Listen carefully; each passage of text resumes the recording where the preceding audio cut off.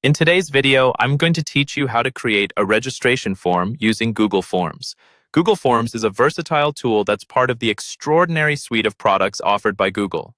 It's perfect for quickly creating forms for surveys, quizzes, or, in our case, a registration form.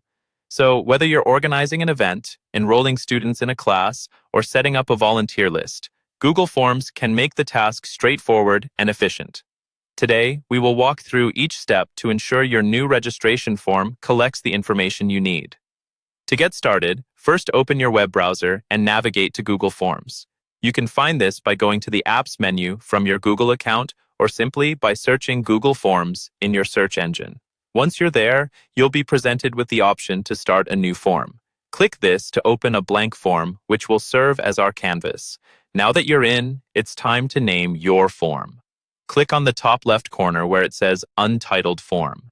This is where you can type in the name of your registration form. Make it descriptive yet clear. For instance, Event Registration 2023 or Volunteer Sign-Up Sheet. Naming your form sets the tone and purpose right from the start.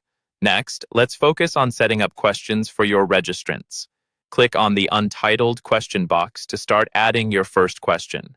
Typically, you'd want to begin with the most basic information, like the participant's name, so you might type in full name. Change the question type from multiple choice to short answer to fit this requirement.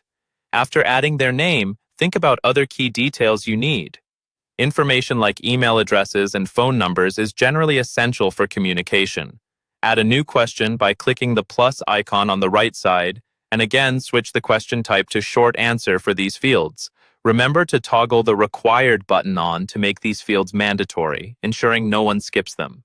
Depending on your needs, you may also want to include questions that collect specific data relevant to your event, such as attendance dates, dietary preferences, or any other necessary registrations details. Customizing each question type to fit your required information is crucial.